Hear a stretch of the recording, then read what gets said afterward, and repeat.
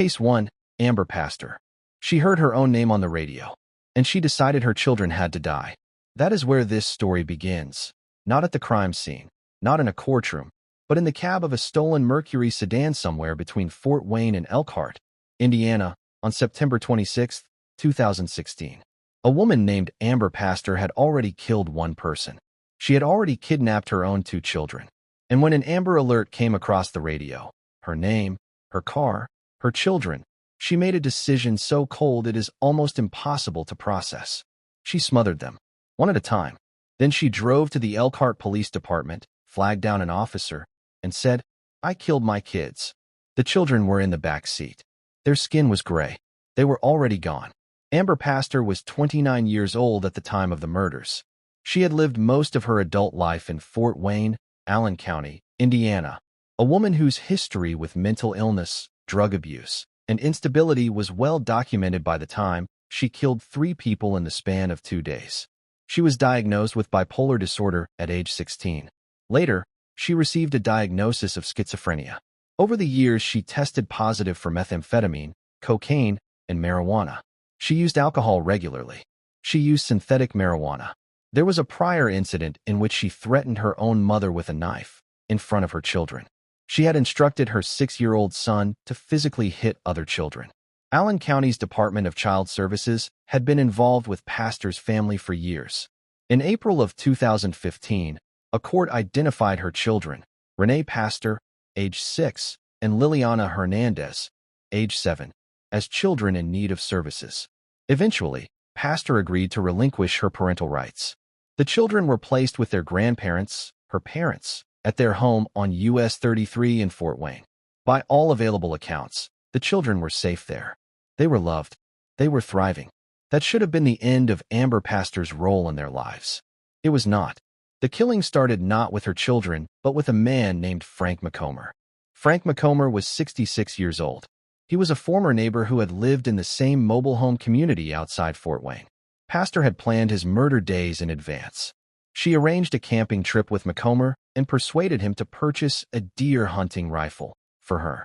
She took that rifle into a wooded area off Wallen Road in Fort Wayne, approximately half a mile from her parents' home, and shot Frank McComer once. He died there. She covered his body with a blue and red tint. She stole his tan Mercury sedan. She drove to Michigan. She dumped the rifle in a river. Then she came back. Liliana was 7. Renee was 6. They were last seen at their grandparents' home at 6:21 in the morning. Pasztor is believed to have forced entry through the front door and taken them. By 11 in the morning, Liliana and Renee were reported missing. By 12:30 in the afternoon, an Amber Alert had been issued. It described Pasztor's stolen vehicle. It said police wanted to speak with Frank McComer, not yet knowing he was already dead beneath a tent in the woods. Pasztor heard the alert on the radio as she drove with her children, and she decided they had to die. She smothered Liliana first. She covered the 7-year-old's mouth and nose with her hands and held them there until the little girl stopped breathing. Then she turned to Renee, 6 years old. She later claimed he wanted to go with his sister. She smothered him too. At 5:25 in the afternoon, Pasztor drove up to the Elkhart Police Department. She flagged down a patrol officer. She said, "I killed my kids." She pointed to the back seat. Investigators arriving at the scene noted the children were clearly lifeless, and their skin was gray. The Amber Alert was canceled at approximately 7 in the evening. By 11:30 that night, Amber Pasztor was under arrest, 2 counts of murder. The following morning, Frank McComer's body was found in the woods, right where she left him. Pasztor gave multiple jailhouse interviews to Wayne News Channel 15. She was not broken. She was not weeping. She was explaining. "I gave them a choice," she said, "that they can live traumatized like their mom, or they can go to heaven with God and be better off." She said her children were in a better place.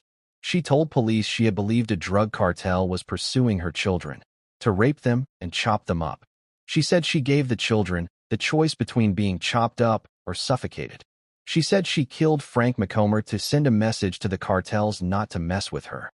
No cartel, no threat, no choice given to anyone. 2 children, 7 and 6 years old, died in the back seat of a stolen car because their mother heard her own name on the radio. Multiple competency evaluations were conducted. Amber Pasztor was ultimately found competent to stand trial.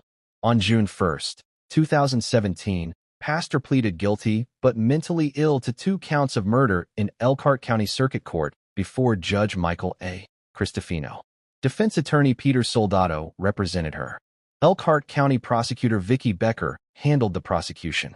On June 29, 2017, Judge Cristofino sentenced Amber Pasztor to 65 years per murder count, with a 10-year enhancement on each, served consecutively. That is 130 years. The judge said she had breached the love and trust of Liliana and Renee. He called the smothering of her own children cruel and heinous. Pasztor told the court, "I'm very sorry." Prosecutor Becker said, "Her children were finally taken away from her and put in a place where they could thrive, and then this happens, so it's just frustrating." Defense attorney Soldado said, "I really do believe that she's not a monster in any sense of the word. Essentially, she poisoned herself over the course of 2 years."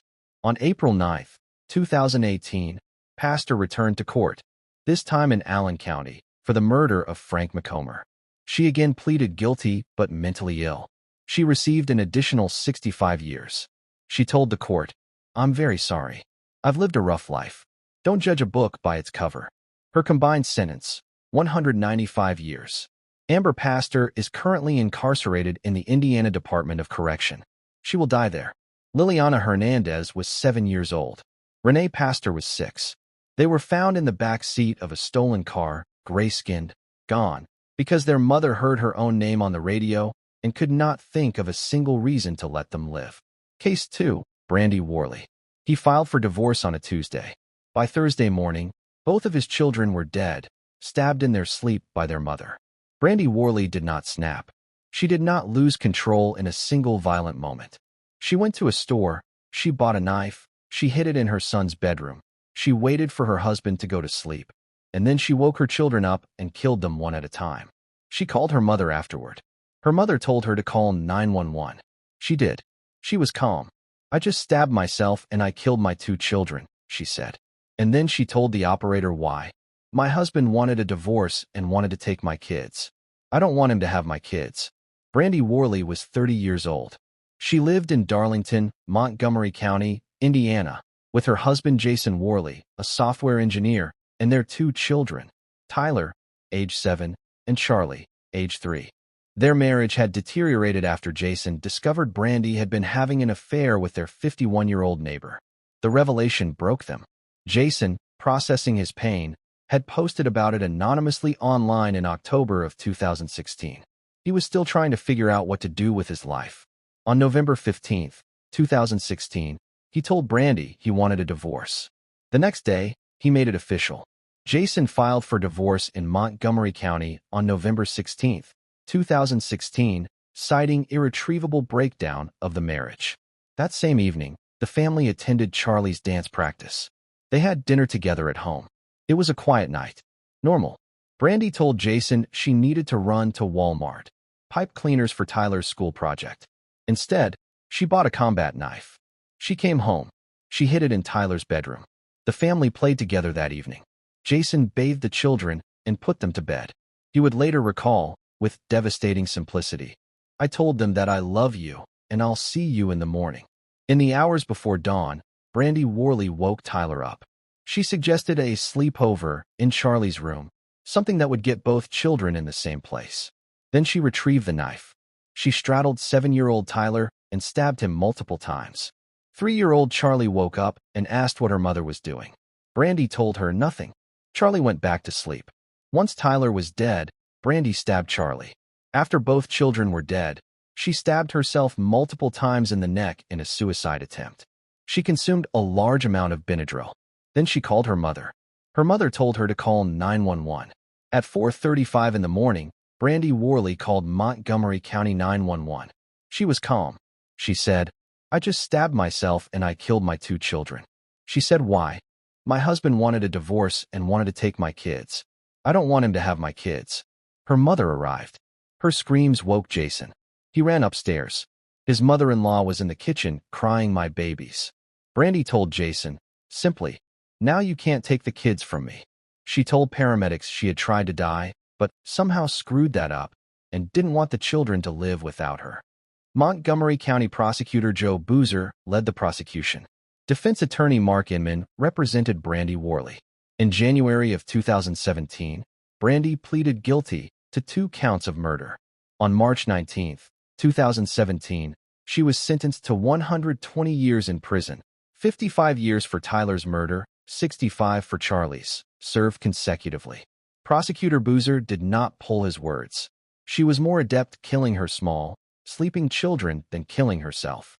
The judge said, "Sometimes there is no explanation for murder. Darkness is in this world, and it penetrates minds and our hearts." When asked what sentence he wanted, Jason Worley said, "All I care is to never see her again. Out of sight and out of mind." Brandy Worley gave no statement at sentencing. Brandy Worley is currently serving 120 years consecutively in the Indiana Department of Correction. It is a life sentence in everything but name. Tyler Worley was 7 years old. Charlie Worley was 3.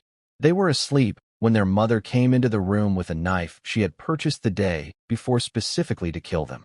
Jason Worley, who had simply wanted a divorce, said goodbye to his children that night. He told them he loved them and he would see them in the morning. He never did. Case 3, Chelsea Crossland. For 74 days, Christian Crossland's mother chose not to feed him. Not because there was no food. The refrigerator was full. The freezer was full. The pantry was stocked. Investigators photographed all of it. She just chose not to give any of it to him. Christian was 5 years old. By the time he died in Portland, Indiana, on March 26, 2022, he weighed approximately 20 pounds. He had spent his final 2 months of life confined to his mother's bedroom closet, beaten with a bed slat, forced to sleep on the floor, let out only to use the bathroom, fed nothing. His 2 older sisters were healthy, well-fed, fine. His mother told people she wished he were dead. He was 5 years old. Chelsea Lannett Crossland was 27 at the time of the murder. She lived on Southwestern Avenue in Portland, Jay County, Indiana, with multiple children, 2 daughters, Chloe and Mackenzie, 2 other sons, Blake and Dawson Riddle, and then Christian, her youngest. Christian had not always lived with Chelsea. He had spent years being cared for by the Easton family in New Castle, Indiana, a foster placement where he was safe, loved, fed, and thriving. In January of 2022, the Indiana Department of Child Services returned Christian to Chelsea Crossland's home. He was dead within 74 days. From January of 2022 through March 24, Chelsea Crossland systematically tortured her 5-year-old son. Christian was confined to his mother's bedroom. He slept on the closet floor. He was allowed out only to use the bathroom. He was beaten with a piece of wood, with a belt, with a bed frame slat. He was choked. His sisters tried to sneak him food. They were caught. Crossland's children later told investigators that their mother withheld food from Christian because he didn't know his ABCs and didn't know how to count to 10, and that she simply didn't like him as much. Christian's father told police Crossland had previously said she wished the boy were dead. During his final 2 months, Christian consumed close to 0 calories per day. On the night of March 24, 2022, his last night alive, his mother attempted to feed him shampoo. Crossland then asked her 10-year-old daughter what she would do with Christian's body. She retrieved a trash bag. She did not immediately call an ambulance. Her mother arrived approximately 2 hours later. It was her mother who called for help. Portland police responded that evening. Christian was found in a diaper, barely conscious, emaciated. His skin was paper-thin over visible bones. He was transported to the hospital and died on March 26, 2022. The autopsy determined the cause of death, complications from blunt force trauma to the head and oral cavity. Christian was also severely malnourished, dehydrated, and showed total failure to thrive. He weighed approximately 20 pounds. The trial took place in Jay County Circuit Court in July of 2023. Judge Brian Hutchison presided. Jay County Prosecutor Wes Schemenor and Deputy Prosecutor Zechariah Landers prosecuted. The defense was handled by Chief Public Defender Brandon Murphy. The trial lasted 4 days. It was devastating. Child abuse pediatrician Dr. Tara Holleran of Riley Hospital for Children testified that Christian's injuries met the clinical definition of child torture. Jay County Coroner Michael Brewster used 4 words to describe what Chelsea Crossland did to her son: a prolonged 74-day horror show. Prosecutor Schemenor told the jury, 74 days is how long it takes to starve a 5-year-old boy. Every second of every minute of every hour for 74 days. She made a conscious decision to not feed her son. This was a horrific way to kill somebody. We treat animals better than she treated Christian. On July 19, 2023, the jury found Chelsea Crossland guilty of murder and neglect of a dependent resulting in death. They recommended life without parole. On August 24, 2023, Judge Hutchison sentenced Chelsea Crossland to life in prison without the possibility of parole. He looked at her and said, "There are people out there who hope you get the same treatment as Christian. I would rather the scales fall from your eyes and you live the remainder of your years in horror." He said nothing about her demeanor gave him reason to believe she would ever feel remorse. Crossland appealed to the Indiana Supreme Court. She claimed she had been denied an impartial jury. In late April of 2025, the Indiana Supreme Court unanimously affirmed the conviction and the life without parole sentence. Justice Jeffrey G. Slaughter wrote, "Indeed, overwhelming evidence supports Crossland's guilt. The evidence shows that Christian died after his mother beat him, confined him to her bedroom, made him sleep on her closet floor, let him out only to use the bathroom, did not feed him herself, and did not allow her other children to feed him. Chelsea Crossland will die in prison." Christian Crossland was 5 years old. He tried to learn his ABCs.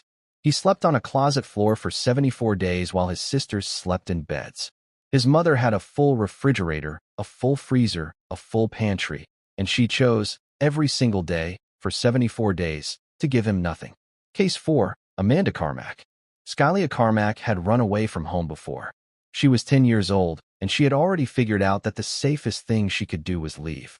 She had fled to a nearby park. She had fled to her grandmother's workplace. She knew, at 10 years old, that something in her home was wrong. On August 31, 2019, Skylia ran out of chances to run. Her stepmother Amanda Carmack strangled her, first with her hands, then with a ligature tied in a double knot made from clothing, and put her body in trash bags in a shed behind their home in Gas City, Indiana. Then Amanda reported Skylia missing. She triggered a silver alert. She stood by while an entire community searched for a little girl who was already dead in the backyard. The reason Amanda Carmack killed her stepdaughter? Skylia had stolen a charm bracelet. Amanda Dawn Carmack lived on East South D Street in Gas City, Grant County, Indiana. She was married to Kevin Carmack, a long-haul semi-truck driver who was away on the road for long stretches of time. Amanda was responsible for 7 children in the home, 3 of her own biological children, 3 children belonging to her brother, and Skylia, Kevin's daughter from a previous relationship. Amanda homeschooled all of them. She was described as a strict disciplinarian. Children told police she beat them with a pink belt and forced them to stand with their faces pressed against a wall, arms raised, for hours at a time as punishment. Skylia had run away before. That detail matters. A 10-year-old child running away from a home where she is being homeschooled is a child with nowhere else to go and no adult outside that home to tell. She ran anyway. That is how frightened she was. On August 31, 2019, Amanda called Kevin on the road and told him about the bracelet, that Skylia had stolen it from another child. Kevin, 650 miles away, told his wife to handle it. Between 8 and 9 in the evening, Amanda texted Kevin, "I think we have a problem." Then she reported Skylia missing. Amanda Carmack had strangled Skylia, first using her hands to choke the 10-year-old, then using clothing knotted into a ligature around her neck, tied in a double knot. She placed Skylia's body in trash bags. She put them in the white shed behind the house. She lit candles, apparently to mask the smell of decomposition. Then she called police and said the girl was missing. A statewide silver alert was issued. The community mobilized. Flyers were distributed. People searched. The house had been placed under 24-hour police surveillance after Skylia was reported missing, which prevented Amanda from moving the body. On September 1, 2019, police searched the white shed. Inside, in trash bags, in a tight fetal position, was Skylia Carmack. The autopsy confirmed the cause of death, asphyxia due to ligature strangulation. When asked why she killed Skylia, Amanda Carmack said, "Things happen." In a letter written after her arrest, she apologized to Skylia. She said she had fallen in love with the child's freckles when they first met. She wished they could go back to watching movies together. She had strangled her over a bracelet. Amanda Carmack's first trial in 2020 ended in a mistrial, for people involved in the proceedings tested positive for COVID-19. The second trial was held in August of 2021. The jury found Amanda Carmack guilty of murder, neglect of a dependent resulting in death, domestic battery resulting in death to a person under 14, and strangulation. They recommended life in prison without the possibility of parole. On September 15, 2021, the sentence was imposed exactly as the jury recommended. Defense attorney David Payne argued she had snapped under stress and that Skylia had been a particular source of tension.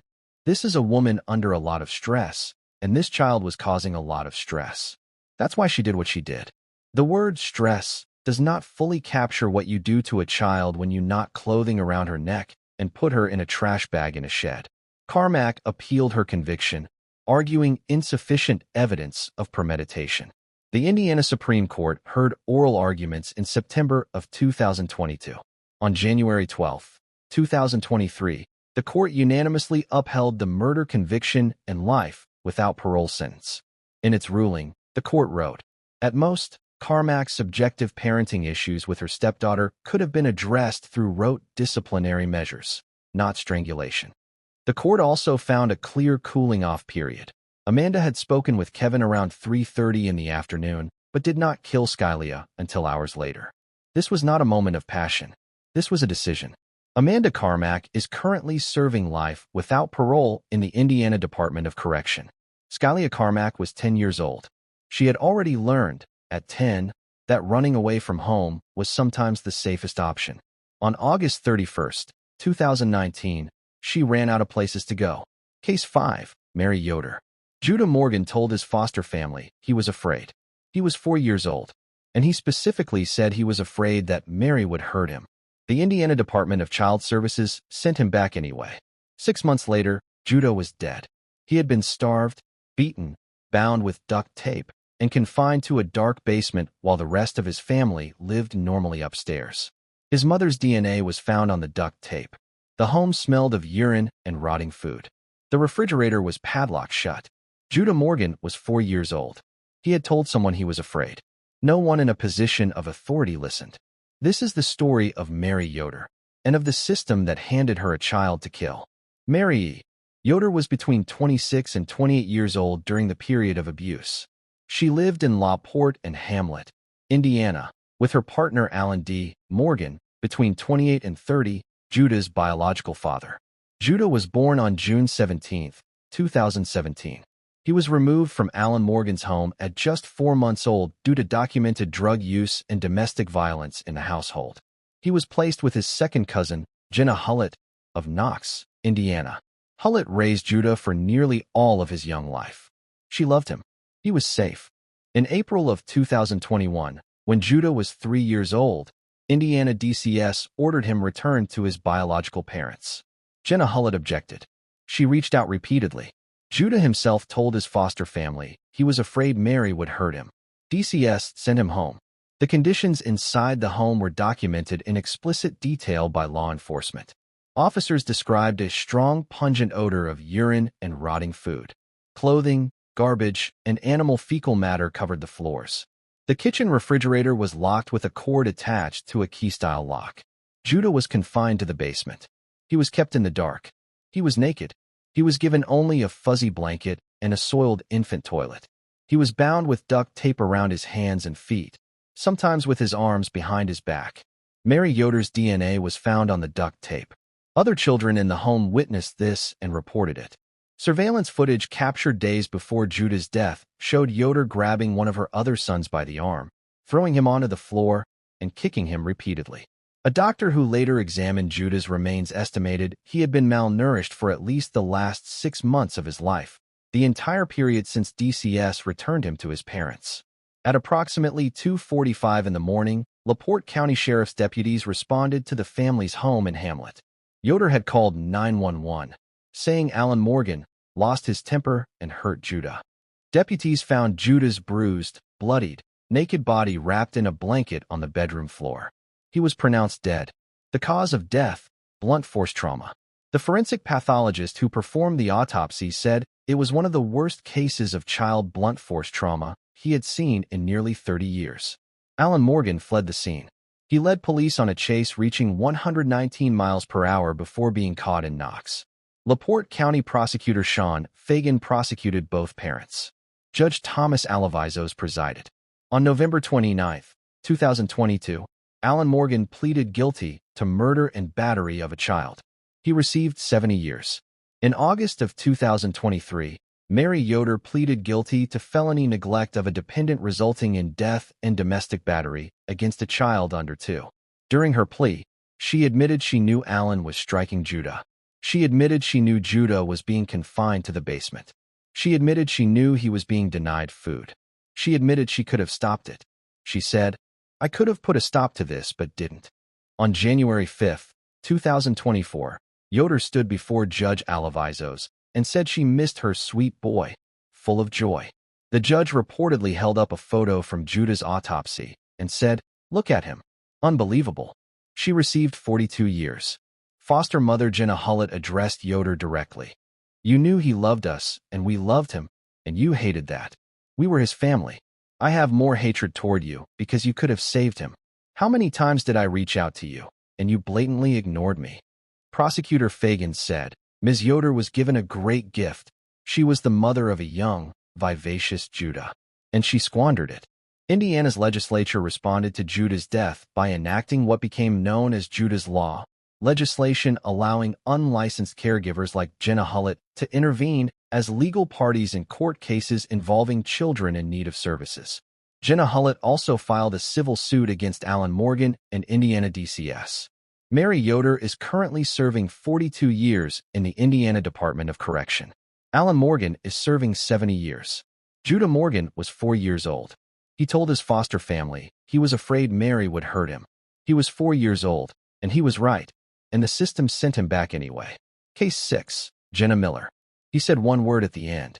9-year-old Elijah Ross was barely conscious, barely breathing, after being beaten for an extended period in his Fort Wayne home by his stepmother while his biological mother watched. The two women carried him upstairs and tried to revive him in the shower. He was able to speak just barely, and he squeezed his mother's arm. He said, "Mommy." Then his biological mother, Jenna Miller, Googled how to revive an individual who was not waking up. She did not call 911. She let her son die. Jenna M. Miller, age 37 at sentencing, was the biological mother of Elijah Thomas Ross, age 9. She was married to Alicia Lynn Miller, also known as Erica Fouch, walked away from the wreckage with serious injuries. Her children did not walk away. Adeline Fouch was 5 years old. Wyatt Fouch was 4 years old. They died instantly when the train hit their mother's SUV on State Road 160 near Henryville, Clark County, Indiana, on June 28, 2017. Toxicology confirmed what investigators suspected. Fouch had nordazepam, amphetamine, methamphetamine, and THC in her blood. She had used drugs approximately 1 hour before putting her children in the back seat and driving. Her license was suspended.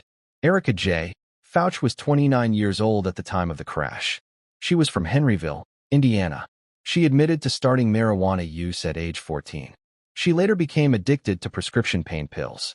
Methamphetamine use was described as more recent and less frequent. At the time of the crash, her driver's license had already been suspended. She had 2 children. Adeline was 5. Wyatt was 4. On June 28, 2017, she put them in the back seat and drove. She drove toward a railroad crossing on State Road 160 near Pennsylvania Street in Henryville. The crossing had flashing warning lights. The CSX train from Louisville to Cincinnati was approaching. The train sounded its horn. Erica Fouch did not stop. The train struck the vehicle at full speed. The impact tore the car apart. Both children were killed instantly. Fouch was severely injured and transported to University of Louisville Hospital for emergency surgery. CSX train video confirmed the SUV entered the crossing without stopping. Fouch later admitted to using drugs approximately 1 hour before the crash. The case was prosecuted in Clark Circuit Court in Jeffersonville, Indiana. Judge Vicki Carmichael presided. Clark County Prosecutor Jeremy Mull prosecuted. Attorney Niles Driscoll defended. On February 5, 2018, Fouch pleaded guilty to 2 counts of causing death while operating a vehicle under the influence and 1 count of driving without a license. The neglect charge was dropped under the plea agreement, reducing the maximum exposure from 80 years to 24. At sentencing, Fouch addressed the court. "I live with that every day. I miss them dearly. I want to take responsibility for what happened." On March 8, 2018, Judge Carmichael sentenced Fouch to 18 years, with 3 years suspended, effectively 15 years to serve. The children's great-grandmother, Jean McReynolds, said, "They were just sweet little babies. They were our babies."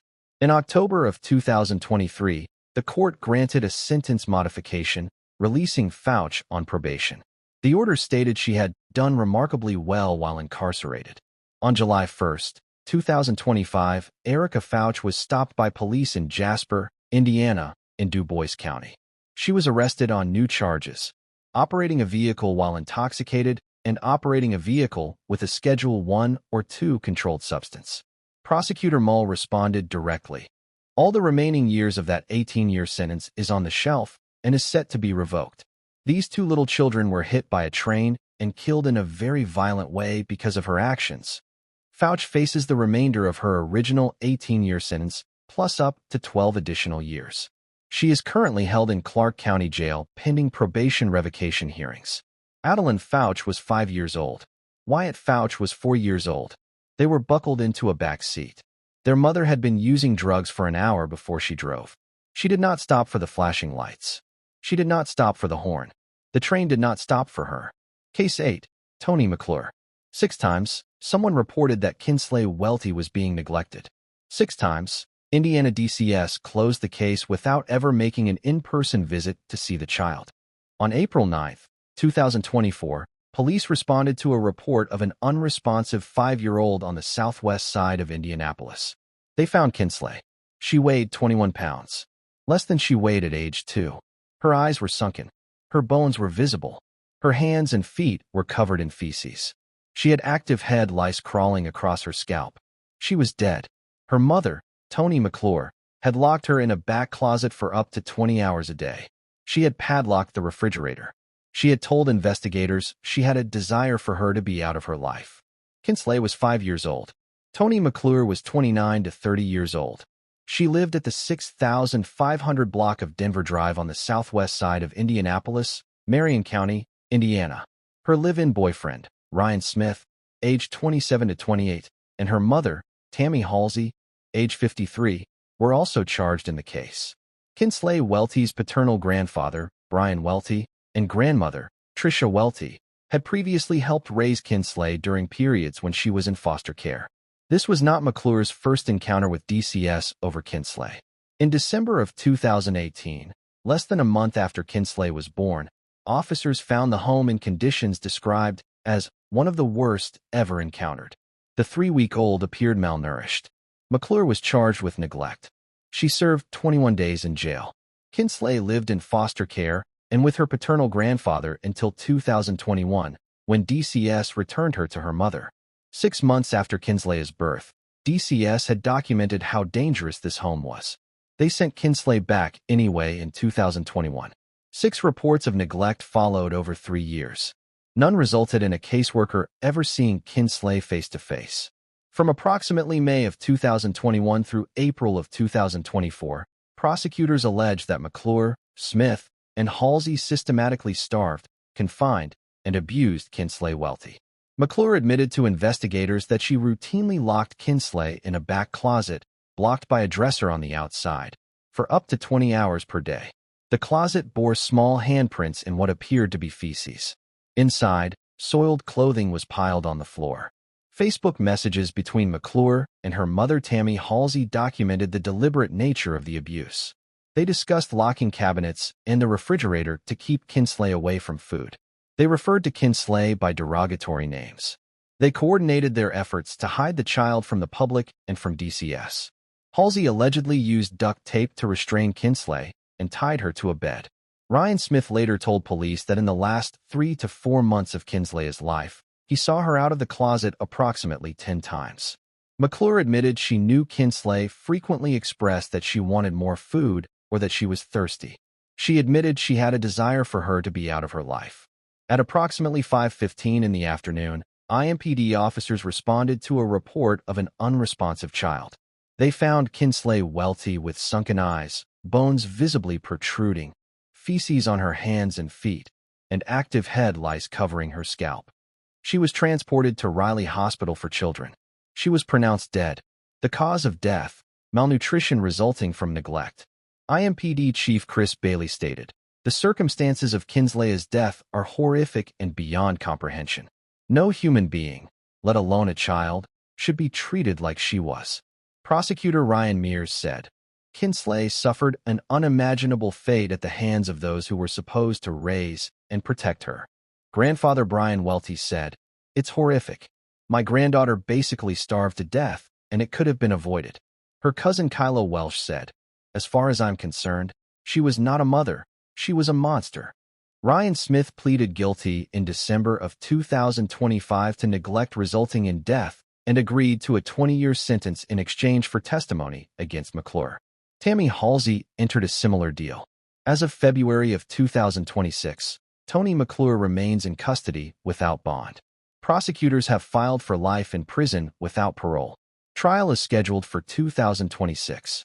The Welty family has filed a federal civil rights lawsuit against Indiana DCS and 11 individual caseworkers. Kinsley Welty was 5 years old.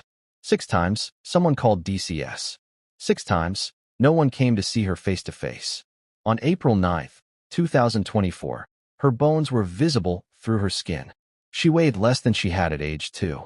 Case 9, Brittany Medina. She heard voices. They told her to send her children to heaven. They said if she didn't, someone would come for them, kidnap them, put them in a dark hole, torture them. Brittany Medina filled up the bathtub. She kissed her children. She told them she loved them. She drowned both of them simultaneously, her 3-year-old son Jackson and her 1-year-old daughter Madeline, holding them underwater until they stopped moving.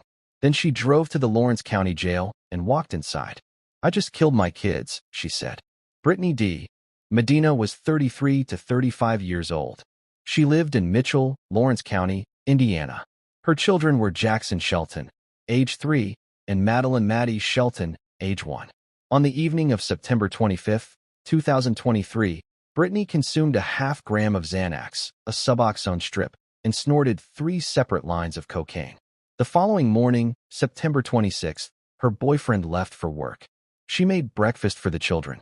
She put on cartoons. It seemed, from the outside, like any other morning. The voices started around 2:30 in the afternoon. Medina later told investigators she heard voices in her head telling her she needed to send her children to heaven today.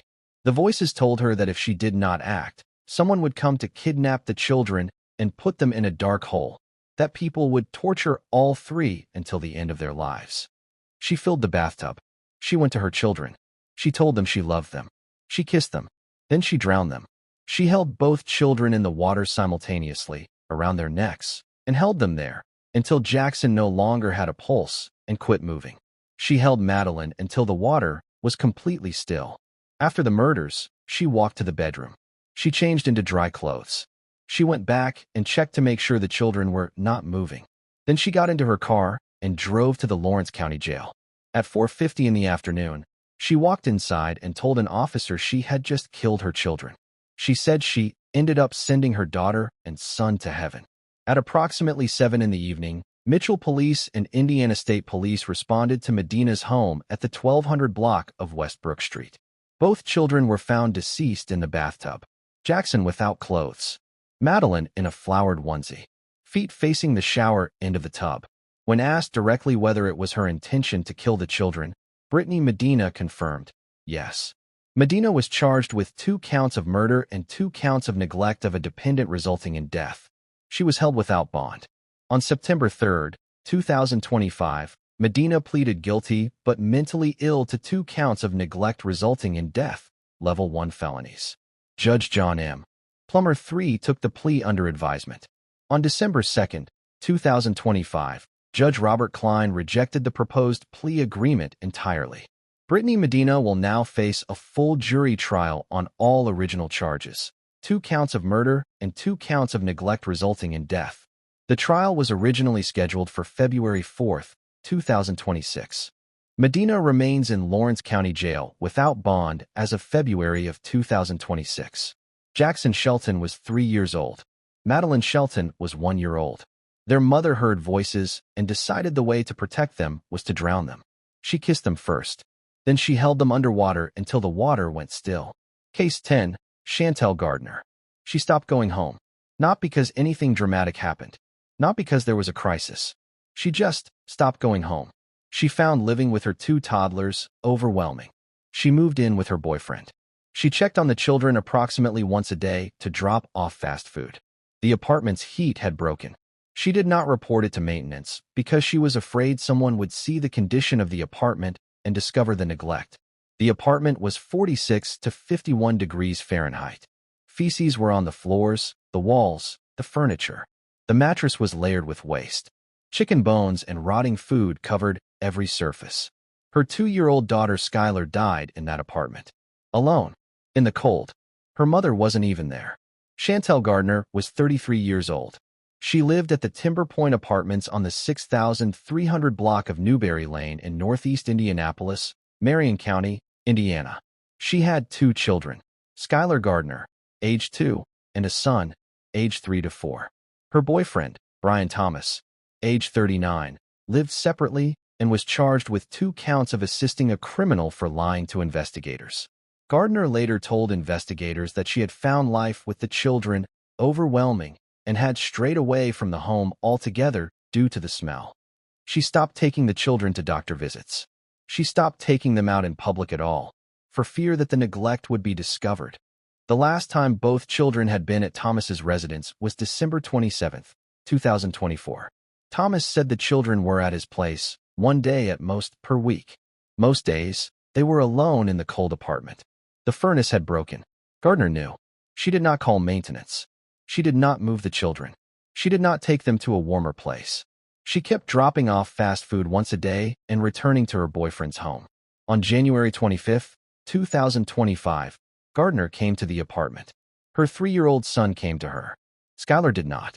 She found her daughter cold and unresponsive, lying beneath a fabric dresser. Rigor mortis had already set in. She carried Skylar outside and called 911 at approximately 6:30 in the evening. Officers responded.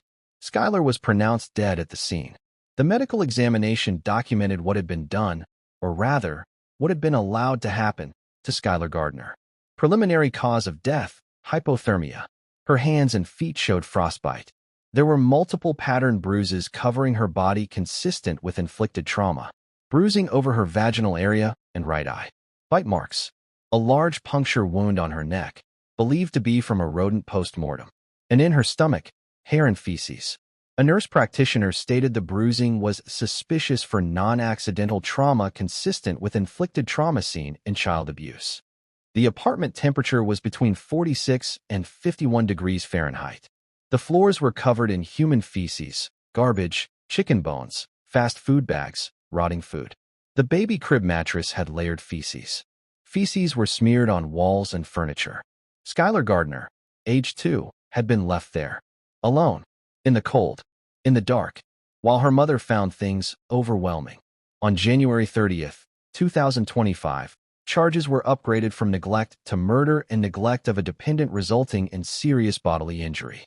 Brian Thomas was charged with 2 counts of assisting a criminal. Prosecutor Ryan Mears stated, "Our laws are designed to protect children because they cannot speak up or care for themselves, and our office is committed to upholding those laws by seeking justice for helpless victims." Chantel Gardner remains in custody awaiting trial, tentatively scheduled for April 8, 2026. Her surviving 3-year-old son was taken into DCS custody. Skylar Gardner was 2 years old. She had a brother. She had a mother who found her overwhelming. She died alone on the floor of a freezing apartment in Indianapolis, frostbitten, malnourished, bruised, while her mother was at her boyfriend's house, choosing not to come home. 10 cases. 10 children. 10 mothers.